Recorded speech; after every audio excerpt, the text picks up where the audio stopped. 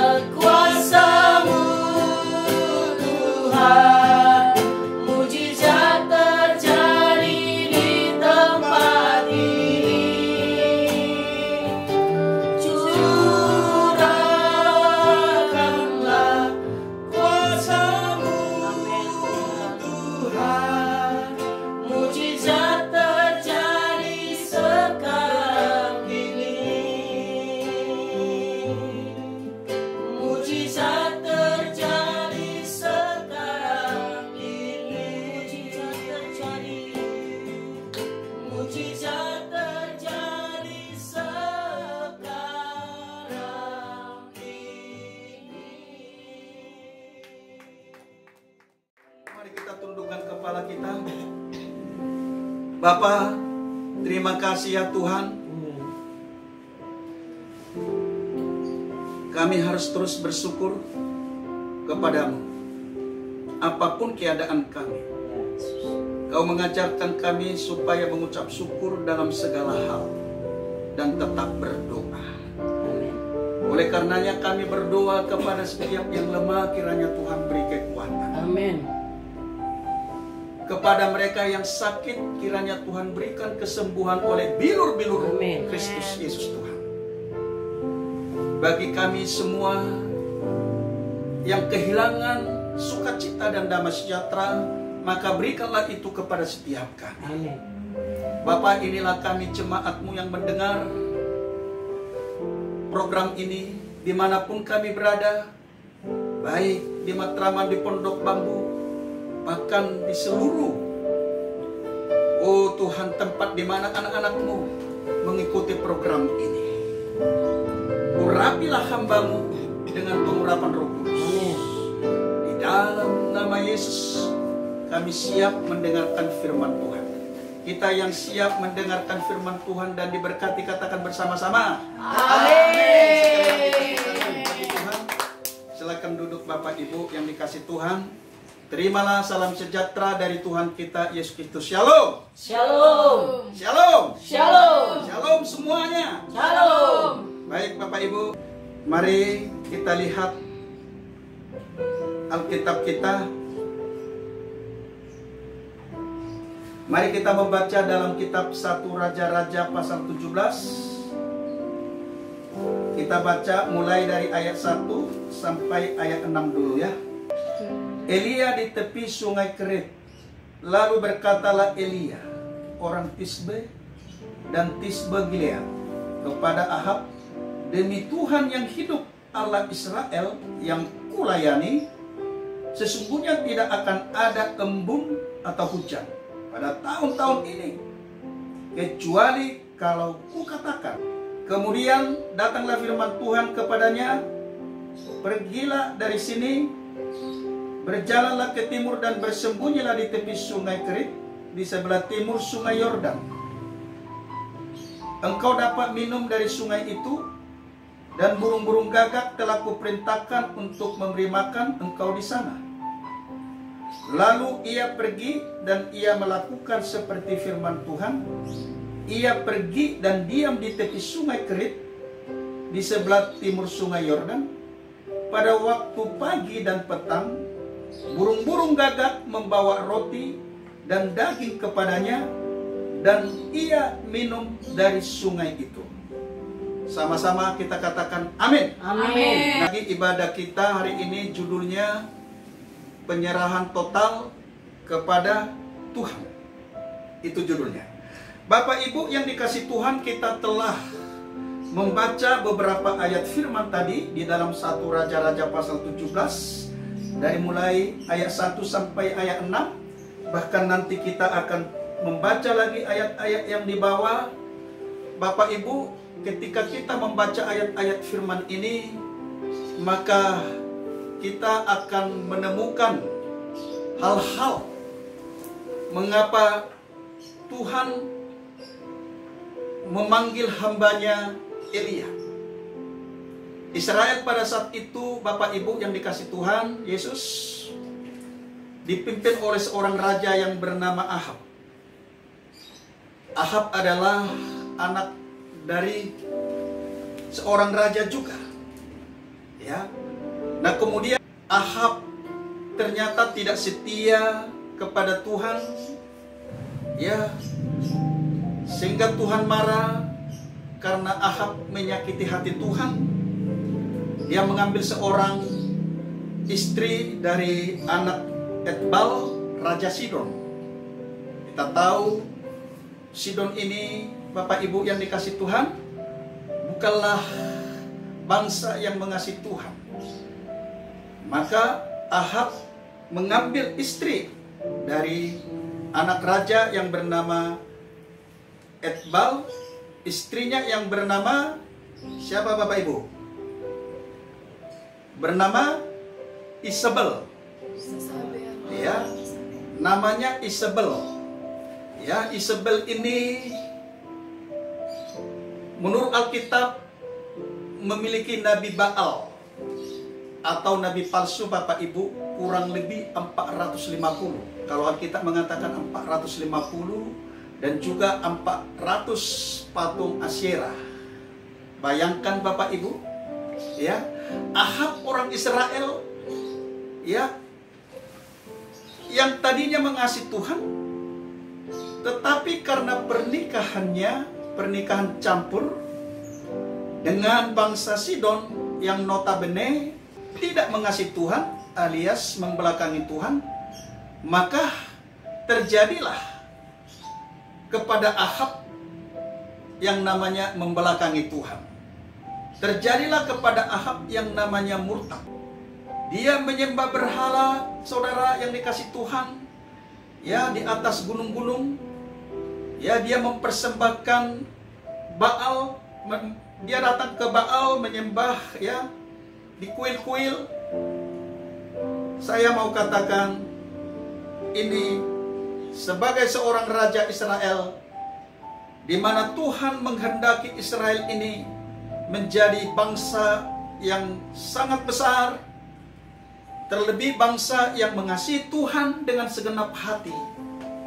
Karena Alkitab juga telah mengatakan bahwa Israel ini adalah biji mata Tuhan, ternyata tidak seperti yang dikehendaki Tuhan. Maka terjadilah kekeringan, akibatnya terjadilah kelaparan atas bangsa itu. Kemudian Bapak Ibu, oleh karena Tuhan sangat mengasihi Israel, maka Tuhan memanggil hamba yang bernama Elia. Elia ini Bapak Ibu bernubuat sesuai dengan ayat 1 tadi di bagian B. Dia berkata, demi Tuhan yang hidup, Allah Israel yang kulayani, sesungguhnya tidak akan ada embun atau hujan pada tahun-tahun ini, kecuali kalau kukatakan. Oh, saudara, luar biasa nubuatan Elia kepada Ahab dan kepada orang-orang Israel di sana, sehingga membuat nubuatan ini yang didengar oleh raja, membuat hati raja menjadi kesal. Kalau sampai embun dan hujan tidak turun, maka jelas dan pasti Bapak Ibu, ini akan menimbulkan kekeringan dan berdampak kepada kelaparan dan kemudian sampai kepada kemiskinan yang bisa membuat bangsa ini menjadi bangsa yang begitu banyak persoalan-persoalan yang membuat bangsa ini menjadi bangsa barangkali tidak lagi mengasihi Tuhan alias membelakangi Tuhan. Memang faktanya demikian, saudara. Nah, saudara yang dikasih Tuhan, sesuai dengan tema kita hari ini, penyerahan total pada Tuhan. Nah, kita akan menyimak Bapak Ibu apa yang dikatakan Tuhan kepada Elia, kemukakan di dalam Alkitab. Ya, dia tidak diceritakan pengalaman-pengalaman hidupnya ataupun gelar-gelarnya, hanya satu.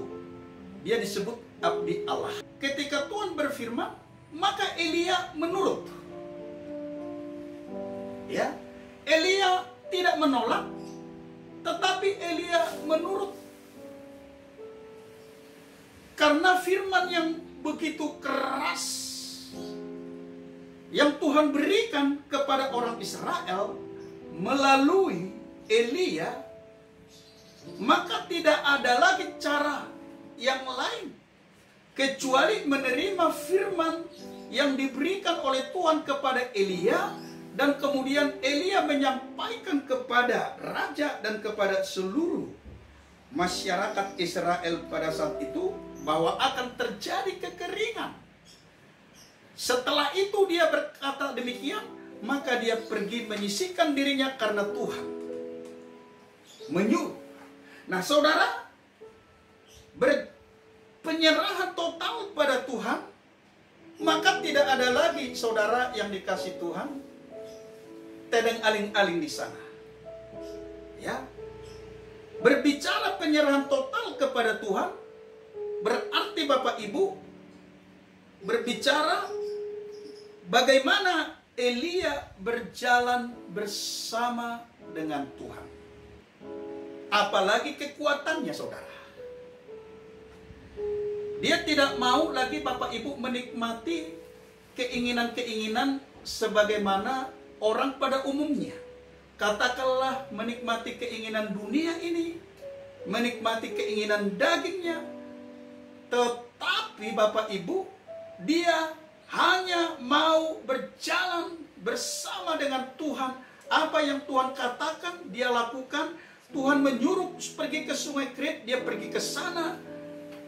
Tuhan mengatakan dia akan makan di sana dan akan ada burung gagak memberikan makan di sana, maka dia juga menerima makanan yang diberikan oleh Tuhan. Nah, saudara, saya kadang berpikir begini. Apakah tidak ada yang orang lain disuruh Tuhan untuk mengirim makanan kepada Elia? Kok burung gagak? Sementara burung gagak itu, Bapak Ibu, adalah burung yang sangat rakus terhadap daging. Ya. Tetapi saya mau sampaikan kepada kita, itulah caranya Tuhan untuk menolong hambanya, menolong Elia di dalam keadaan-keadaan sukar, keadaan-keadaan kesulitan karena kekeringan, sehingga tidak ada lagi yang hidup. Namanya kekeringan, Bapak Ibu, tidak ada yang hidup. Tetapi perut ini harus hidup. Manusia harus hidup.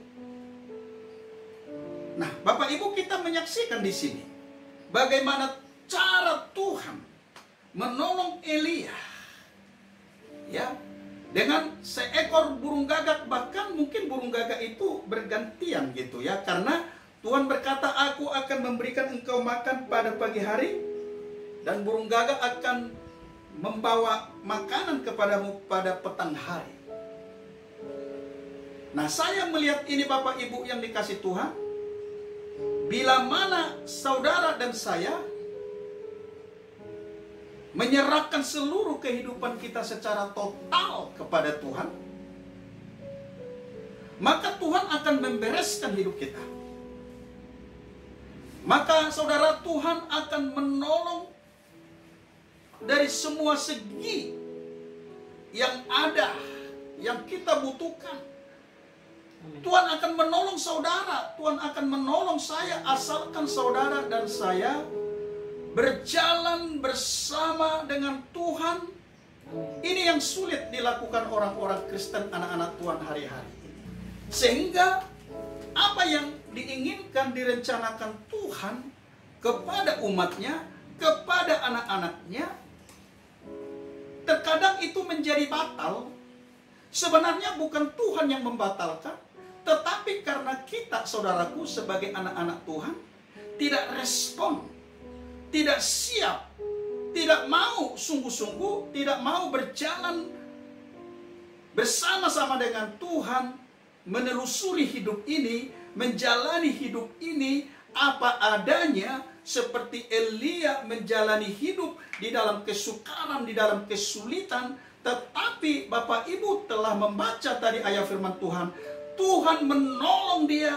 Tuhan begitu banyak cara Bapak Ibu untuk menolong Elia, untuk menolong saudara. Apabila saudara berserah total, penyerahan total hidup saudara kepada Tuhan, dan apabila saudara berjalan bersama dengan Tuhan di dalam keseharian, maka Tuhan tidak akan pernah habis akal.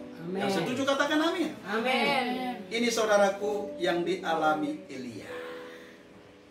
Ya. Satu kali Bapak Ibu, ini kan kita di rumah-rumah ini Bapak Ibu yang dikasih Tuhan.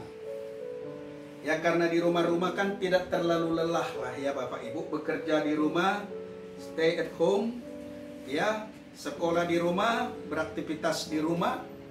Karena kita tidak kemana-mana, maka banyak waktu memang buat kita yang ada di rumah. Jadi satu kali ya, baru beberapa hari yang lewat Bapak Ibu, karena kami tidak bisa langsung tidur jam 9, jam 10, ya kira-kira jam 11 lewat sekian lah. Kemudian istri saya ya melihat-lihat handphone. Nah kemudian ada seseorang teman lama kita Bapak Ibu.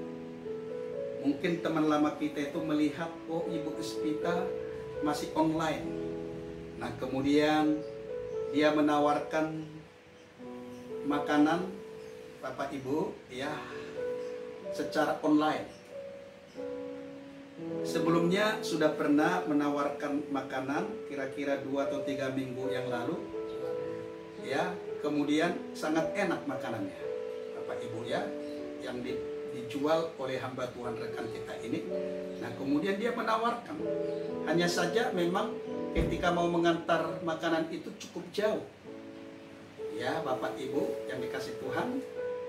Maka istri saya bertanya kepada saya sebagai suaminya, Pak, kita mau beli ya, tapi cukup jauh Pak ya. Kemudian biaya untuk mengantarkannya juga lumayan. Jadi saya langsung mengatakan kepada istri saya, udah langsung pesan saja. Itu pasti Tuhan yang menyuruh. Jangan hiraukan berapa ongkos kirimnya, langsung pesan biar besok dikirim, kita bisa menikmati di rumah ini. Nah Bapak Ibu masih berniat untuk memesan makanan lewat online itu Bapak Ibu ya, sedang mengetik ya Bapak Ibu, dan setelah selesai mengetik di handphone, tiba-tiba istri saya melihat ada WA masuk. WA masuk ini Bapak Ibu yang dikasih Tuhan, ini karena bersamaan ya Bapak Ibu dengan firman yang saya sampaikan. Tentunya apa yang saya sampaikan ini bukan supaya orang tahu bahwa Tuhan menolong saya, bukan Bapak Ibu. Yang saya mau katakan di sini, ketika istri saya dan saya dalam keadaan berniat untuk memesan makanan, tiba-tiba ada seseorang di WA mengirimkan sejumlah uang Bapak Ibu yang dikasih Tuhan. Hitungan berapa menit lah, nggak nyampe 5 menit. Kemudian yang membuat hati istri saya tersentak. Istri saya mengatakan baru niat saja untuk membeli ya, walaupun ongkosnya kirimnya mahal, langsung pertolongan Tuhan datang. Katakanlah sama seperti burung gagak tanda kutip Bapak Ibu ya. Nan jauh di sana di Eropa sana Bapak Ibu. Saya tanya istri saya, apakah engkau pernah ya meminta duit? Oh tidak pernah. Istri saya pun tidak pernah memberikan rekening. Dan kami hanya beberapa kali pernah bertemu Bapak Ibu ya, ketika mereka masih di Jakarta. Memang dia bule Bapak Ibu ya, bule Prancis, istrinya anak Tuhan orang Jakarta. Nah pada saat beberapa tahun yang lalu kita memberkati pernikahan mereka di Jakarta.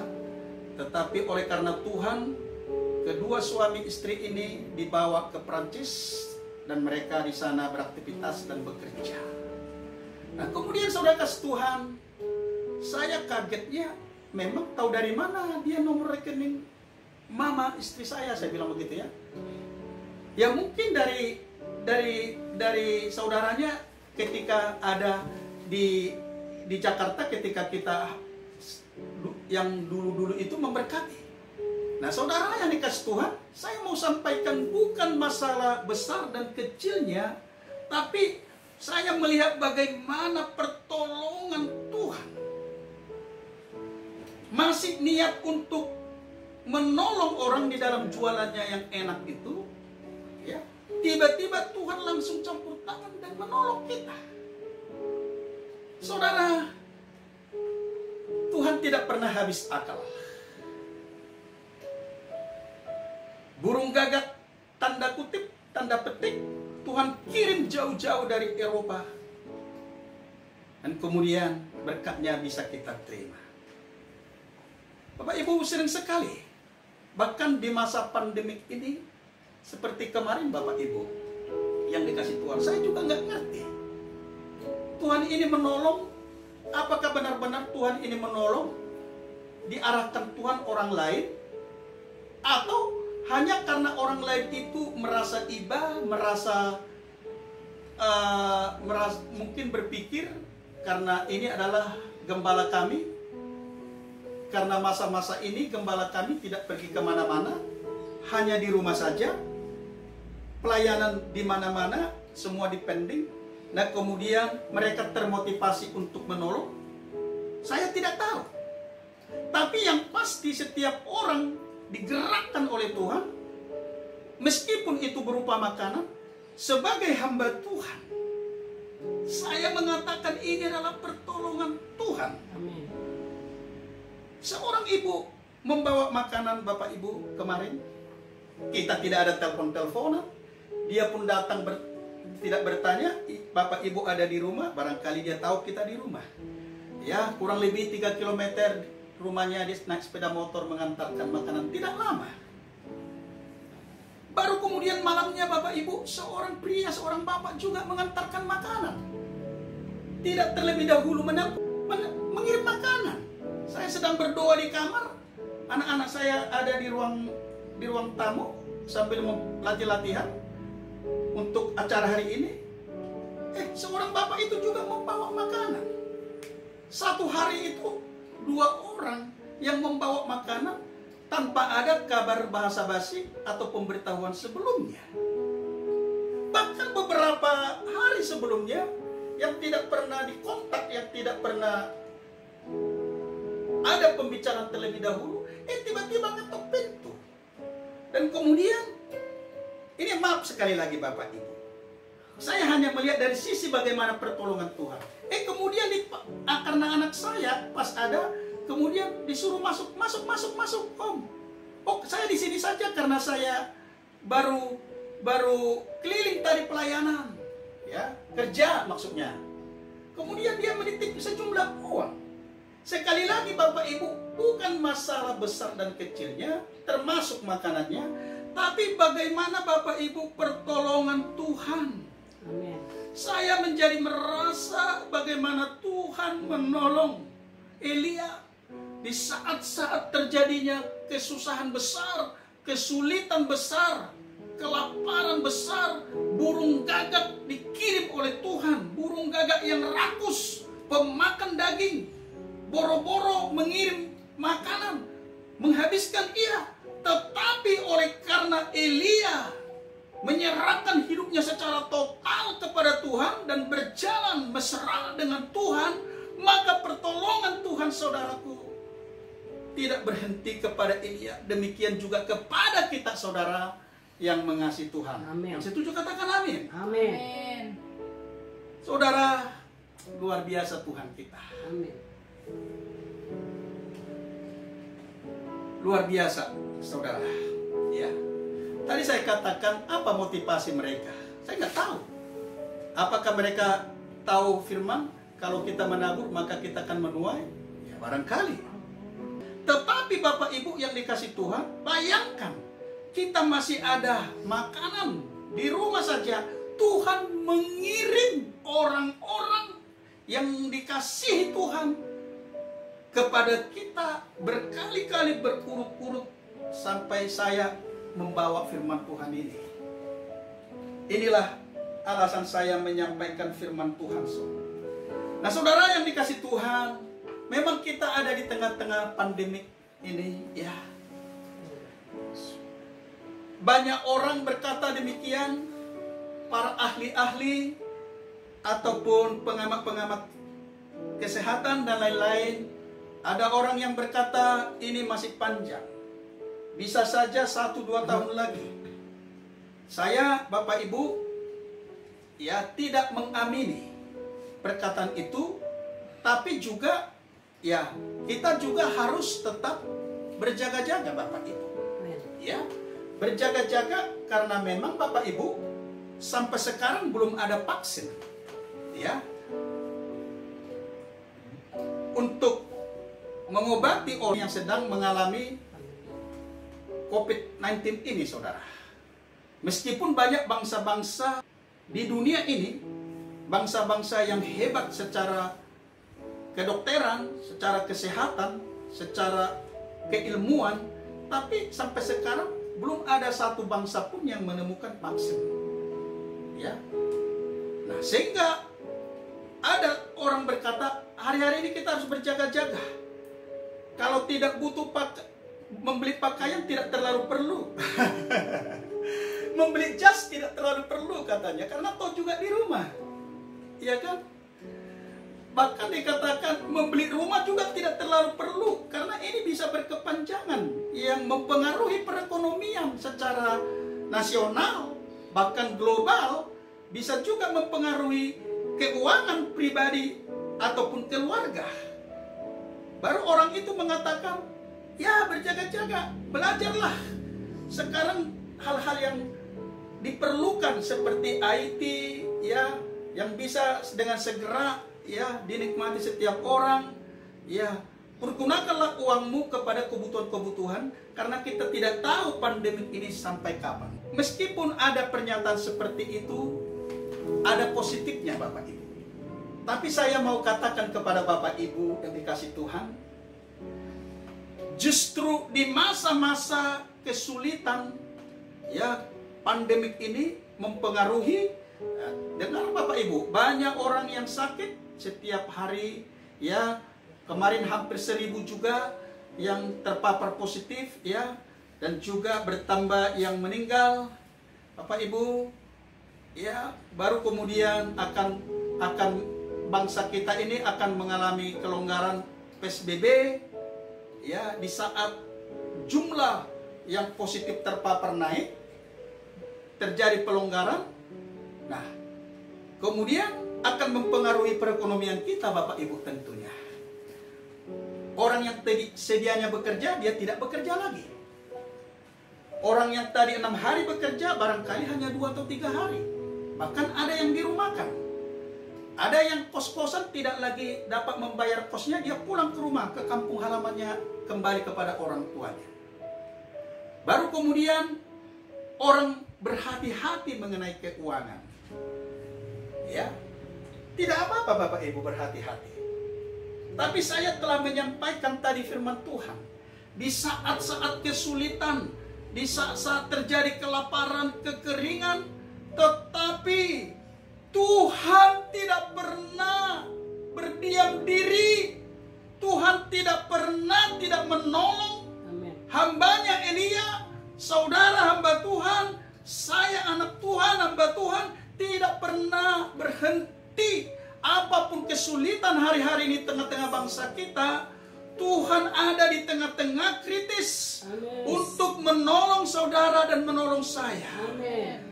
Yesus ada di tengah-tengah krisis ekonomi. Amen. Untuk menolong saudara dan menolong saya. Amen. Yesus ada di tengah-tengah kritis kesehatan untuk menolong anak-anak Tuhan dan menolong saya. Amen. Jangan sampai masa kesulitan ini membuat saudara hubungannya menjadi jauh daripada Tuhan. Amen. Menjadi lebih mengandalkan akal. Wah, benar-benar ini akan terjadi kemiskinan, kelaparan, maka aku menabung. Aku tidak perlu lagi menolong orang lain. Aku tidak perlu lagi menolong keluarga. Padahal dia tahu keluarganya sulit makan. Misalnya begitu. Ya, saudaranya sulit makan. Ya, karena pengaruh ya pandemik ini, kita melihat, wah, saya tidak mau menolong karena bila mana nanti terjadi kesulitan ini, bagaimana hidup saya, keluarga saya. Saudara juga harus berhati-hati. Bisa jadi saudara yang kasih Tuhan, Tuhan mulai menilai saudara dan menilai saya. Di saat-saat kesukaran dan kesulitan ini, Sebagaimana Bapak Ibu yang dikasih Tuhan. Ya, tidak disebut namanya di dalam Alkitab, di dalam 1 Raja-Raja 17 hanya disebut seorang janda di Sarpat. Ya, yang keturunan dari bangsa Sidon. Tentunya orang yang tidak percaya kepada Tuhan ketika nabinya datang minta air, kemudian janda di Sarpat ini langsung cepat-cepat memberikan air. Tapi saya yakin bahwa sebelum Elia, Tuhan sudah lebih mendahului. Ya, mendatangi janda Sarfat ini supaya janda Sarfat ini berbuat sesuatu. Kalau Tuhan sudah mendahului atau Tuhan berbicara kepada seseorang, siapapun itu Bapak Ibu, apakah itu orang kaya, apakah itu berpendidikan tinggi, berpendidikan rendah, atau status sosialnya luar biasa, atau orang kaya atau orang miskin. Tapi kalau Tuhan berbicara kepada dia, namanya Tuhan berbicara, maka orang itu akan melakukan. Amen. Meskipun orang itu bukan orang percaya, karena disebut janda di Sarpat ini adalah orang Sidon. Nah, ketika Elia minta minum, dikasih. Kemudian Elia berkata lagi, ya, di ayat 10b atau 11. Tadi dikatakan, cobalah ambil bagiku sedikit air dalam kendi, supaya aku minum. Ketika perempuan itu pergi mengambilnya, ia berseru lagi, cobalah ambil juga bagiku sepotong roti. Ya saudara, perempuan itu menjawab, demi Tuhan Allahmu. Dia tidak berkata demi Tuhan Allah kita, karena dia bukan orang percaya. Tapi dia tahu kalau yang datang ini abdi Allah, hamba Allah. Karena dari awal dia berkata, Tuhan akan mencukupkan keperluanmu. Amen. Dia berkata lagi begini, demi Tuhan Allahmu yang hidup, sesungguhnya tidak ada roti padaku sedikit pun, kecuali segenggam tepung dalam tempayan dan sedikit minyak dalam buli-buli. Dan sekarang aku sedang mengumpulkan 2-3 potong kayu api. Kemudian aku mau pulang dan mengolahnya bagiku dan bagi anakku. Dan setelah kami memakannya, maka kami akan mati. Tetapi Elia berkata kepadanya, janganlah takut, pulanglah. Buatlah seperti yang kau katakan. Tetapi buatlah lebih dahulu bagiku sepotong roti bundar kecil daripadanya, dan bawalah kepadaku, kemudian barulah kau buat bagimu dan bagi anakmu. Sebab beginilah firman Tuhan Allah Israel, tepung dalam tempayan itu tidak akan habis, dan minyak dalam buli-buli itu pun tidak akan berkurang sampai pada waktu Tuhan memberi hujan ke atas muka bumi. Lalu pergilah perempuan itu dan berbuat seperti yang dikatakan Elia dan seterusnya. Saudara yang dikasih Tuhan, mari kita melihat, atau mari kita belajar kepada kedua hamba ini. Mari kita belajar kepada ibu janda di Sarpat ini. Bukan orang percaya. Alkitab mencatat orang miskin lagi, janda lagi, saudaraku. Ya, artinya janda tidak ada tulang punggung suami yang bisa mencari nafkah. Ketika seorang nabi dan yang tidak dikenalnya pula lagi. Mungkin kalau kita seperti itu, ini siapa ini orang? Gua nggak kenal, kagak kenal, minta air, ya air bolehlah. Gua tidak kenal, tapi minta lagi makanan. Dia tidak tahu bahwa setelah besok kami sudah mati bersama anak. Siapa ini gerangan? Janda Sarpat itu, Bapak Ibu, tidak mengatakan seperti itu, baik dalam perkataan maupun dalam hatinya. Ya, dia hanya berkata, yang ada di tanganku, yang ada di rumahku adalah hanya segenggam tepung di tempayan dan sedikit minyak di buli-buli. Kalau saya membuat ini, maka besok kami akan mati. Dengan anaknya ada dua hal. Kalau dikasih dibuat kepada Elia, ya tetap akan mati besok. Ya kalau dia tidak kasih, maksud saya. Tapi kalau dia kasih, bisa juga mujizat, tapi bisa juga akan mati. Tapi apa yang terjadi Bapak Ibu? Ibu janda di Sarpat ini melakukan. Dia tidak egois. Dia tidak berkata, mestinya lu laki-laki yang menolong gua. Kan? Gua janda ini, lu laki-laki. Tapi dia tidak mengatakan itu. Dia tahu ya bahwa hari ini apabila ini dibuat roti ya kepada Elia tetap akan mati. Tidak dibuat pun akan mati. Tapi kalau dibuat, ini adalah perintah Tuhan. Karena sudah terlebih dahulu seperti saya katakan tadi, Tuhan mendatangi janda ini. Dan kemudian apa yang terjadi? Mujizat terjadi, Bapak Ibu. Amin. Ya, tepung yang ada di tempayan itu tidak habis. Minyaknya yang ada di buli-buli tidak berkurang. Artinya hari lepas hari, di tengah-tengah kelaparan, di tengah-tengah kesusahan, janda Sarfat dan anaknya dan Elia hidup, saudara, dikasih Tuhan. Amin. Nah, oleh karena itu, saudara, sekarang kita ada di tengah-tengah kesulitan. Bisa jadi Tuhan juga akan menilai saudara dan saya. Bisa jadi juga Tuhan Yesus, Tuhan kita yang hidup, melihat hati saudara. Apakah saudara hidup di dalam individualistis egois, atau hanya mau hidup untuk dirinya sendiri, tetapi tidak mau menolong tetangga atau keluarga yang lain yang memang dengan kasat mata telah dilihat dalam kesusahan.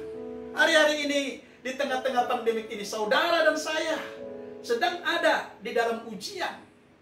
Ya, apakah saudara pegang firman Tuhan atau tidak? Apakah saudara berjalan dengan Tuhan atau tidak? Saudara, ada firman Tuhan dalam kitab Filipi berkata, Filipi 4 ayat 6, saya akan baca, saudara kasih Tuhan. Demikianlah firman Tuhan. Janganlah hendaknya kamu khawatir tentang apapun juga, tetapi nyatakanlah dalam segala hal keinginanmu kepada Allah, dalam doa dan permohonan dengan ucapan syukur. Saudaraku yang dikasih Tuhan, apapun keadaan saudara sekarang yang ada di Jakarta, yang ada di daerah, saya tidak tahu keadaan saudara. Tetapi saya mau katakan kepada Bapak Ibu, apapun keadaanmu sekarang, apakah keadaanmu kesulitan dalam hal uang, keadaan kesulitan dalam pekerjaan, sulit di dalam sakit penyakit yang tidak sembuh-sembuh, saya mau katakan kepada saudara, marilah kita menyerahkan hidup kita secara total kepada Tuhan. Kalau saudara menyerahkan hidup saudara secara total kepada Tuhan, maka saudara pasti berjalan bersama dengan Tuhan menjalani hidup ini. Dan seluruh hamba-hamba Tuhan sudah melakukan itu. Satu ketika saya melihat ada anak muda yang belum menikah, dia jualan di pinggir jalan. Ya, ini kan masa apa saudara ya? Masa berpuasa, kemudian sudah lama saya tidak kunjungi, saya datang dengan membawa ya dagangan lah, tidak banyak. Saya berikan kepada orang itu, menambahkan dagangannya. Kemudian tidak banyak, saya kasih duit lagi, baru kemudian saya doakan. Karena dia bilang, Pak, ini puasa tidak masih dua orang yang beli. Padahal sudah berapa jam dia kerja, Bapak Ibu. Ya maklumlah bulan puasa. Bahkan dia takut dengan Satpol PP karena dia jualan, Bapak Ibu, ya di tengah-tengah orang berbulan puasa dapat dimaklumin dia seorang diri. Ya, tidak ada tambahan pendapatan selain dia harus jualan, dia harus memberi kontrakan. Kemudian diingatkan Tuhan mengunjungi saat-saat pandemi. Saya pergi naik sepeda motor membawa beberapa ya dagangan yang bisa dia dagang, saya beli, kemudian saya kasih, kemudian saya kasih sejumlah uang, tidak banyak saudara. Kemudian saya doakan, dia senang hati saudara. Saudara, saya bukan karena banyak uang, bukan karena saya juga tidak memerlukan uang. Tapi saya mengerti saudaraku, ya kalau hidup saya pun sebagai hamba Tuhan adalah hidup yang tergantung kepada Tuhan. Amin. Yang kedua ini saudaraku, ya hidup bergantung kepada Tuhan. Yang pertama tadi berjalan bersama dengan Tuhan, yang kedua hidup dan bergantung kepada Tuhan. Saya katakan tadi hidup saya sebagai hamba Tuhan, saudaraku, hanya bergantung kepada Tuhan. Hanya bergantung, tidak memiliki pendapatan yang lain, usaha yang lain. Kalau hari ini makan daging, puji Tuhan. Kalau hari ini makan tempe tahu juga puji Tuhan. Ya, kalau hari ini harus di rumah, puji Tuhan. Kalau besok melayani kemana-mana, puji Tuhan. Ya, kalau hari ini kita diberkati, puji Tuhan. Kalaupun belum menerima berkat, puji Tuhan. Saudara, sebagai hamba Tuhan, saya belajar juga. Saudara, memang puasa itu sangat penting juga. Dalam keadaan supaya kita, saudaraku, dalam keadaan sulit bisa. Dalam keadaan memiliki sesuatu pun bisa bertahan.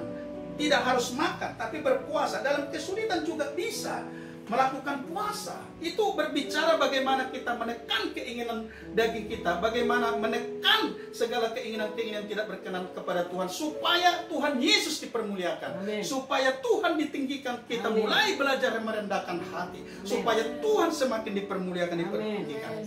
Saya bersama istri dan anak saya menggantungkan diri kepada Kristus.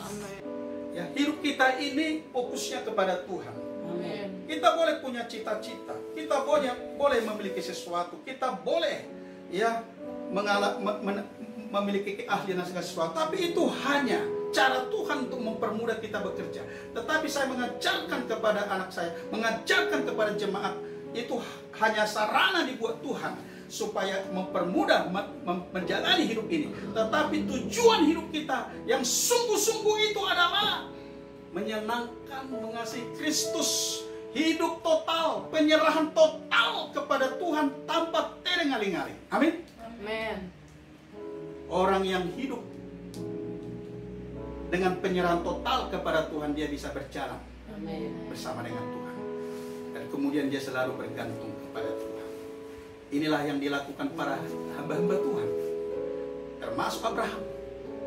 Termasuk Musa. Bahkan Musa berkata, Tuhan, aku tidak mau melangkah kalau Engkau tidak beserta dengan aku. Bayangin berapa banyak orang-orang Israel, umat Tuhan di bawah. Kalau bukan beserta dengan Tuhan, tentunya dia tidak kuat. Dia berkata, Tuhan, aku tidak mau melangkah. Aku tidak mau membawa mereka kalau Engkau tidak bersama dengan aku. Saudara kasih Tuhan, sekali lagi saya mau katakan kepada kita, jangan kita menjadi orang yang jauh dari Tuhan. Amen. Jangan pula menjadi orang pelit. Puas berkata, ini keadaannya susah, Pak. Bagaimana menolong orang? Janda Sarfat ini kita tiru. Di dalam kesusahan Tuhan menolong. Amen. Pada akhirnya, coba lihat, anaknya mati. Kemudian Tuhan tolong melalui hambanya Nabi. Terjadi mujizat. Amen. Bukan hanya mujizat tepung di tempat yang gak habis, minyak tidak berkurang. Anaknya yang sudah mati didoakan oleh Elia. Tuhan, apakah Engkau harus mencabut nyawa anak seorang janda di mana aku tinggal di dalamnya? Apakah Engkau membiarkan dia mati, Tuhan? Sampai berapa kali dia berdoa kepada Tuhan. Nah, kemudian akhirnya anak itu sembuh. Bukan sembuh, hidup. Karena sudah mati. Inilah pertolongan Tuhan kepada seorang janda, kepada seorang Elia. Ya, dengan maksud tujuan Tuhan supaya Israel dipulihkan dan menjadi orang yang mengasihi Tuhan. Biarlah saudara dan saya di masa pandemi ini bukan menjadi orang yang susah kepada Tuhan dalam arti hal memberi, membantu orang, menolong keluarga dan lain-lain. Dan jangan engkau berkata, aduh aku tidak punya, aku saja tidak cukup. Tuhan tidak menyuruh engkau dari segi kelebihan. Masih ingatkah janda yang memberi persembahan juga dalam perjanjian baru? Di mana orang-orang maju ke depan, dia memberikan seluruh nafkahnya, seluruh uang yang ada. Ketika dia memasukkan ke dalam peti persembahan, bunyi saudara, recehan semua, kelatang. Yesus memanggil Petrus, Petrus, menurutmu siapakah yang lebih banyak memberi di dalam barisan-barisan antre? Ada orang memberi dengan banyak dan kelihatan. Ada orang memberi seperti janda tidak kelihatan, tapi bunyi saudara. Tapi itulah kehidupannya. Setelah itu dia tidak tahu lagi bagaimana hidup. Tuhan juga mengangkat jempol buat dia. Saya mau katakan kepada kita, di tengah-tengah pandemi ini, responi Tuhan. Serahkan hidupmu secara total kepada Tuhan. Berjalanlah bersama dengan Tuhan. Gantungkanlah hidupmu kepada Tuhan yang bernama Yesus. Maka dia akan menolong kau, akan menyertai engkau, akan membimbing hidupmu, akan menolong keluargamu. Dan Alkitab mengatakan, aku akan memberkati orang yang memberkati engkau. Kalau ada orang memberkati engkau, Tuhan akan memberkati orang itu. Dan jangan takut khawatir, serahkanlah segala kesulitanmu, pergumulanmu kepada Tuhan. Dia akan menolong dan menjawab. Tuhan Yesus memberkati. Haleluya. Angkat tanganmu dan pulanglah membawa berkat dan beraktivitaslah. Terimalah berkat. Berkat yang tak berkesudahan, berkat yang tidak ada menyaingi, mengimbangi lagi, yaitu berkat damai sejahtera yang daripada Bapa. Dan berkat karunia oleh anaknya yang tunggal, yang olehnya diberi keselamatan bagi setiap orang percaya. Dan berkat persekutuan yang selalu menopang, memberi semangat yang baru, menghibur, yaitu berkat daripada Roh Kudus, menolong engkau, menolong saya mulai hari ini sampai pada hari kesudahannya. Tuhan memberkati kita. Kita percaya, katakan bersama-sama. Amin.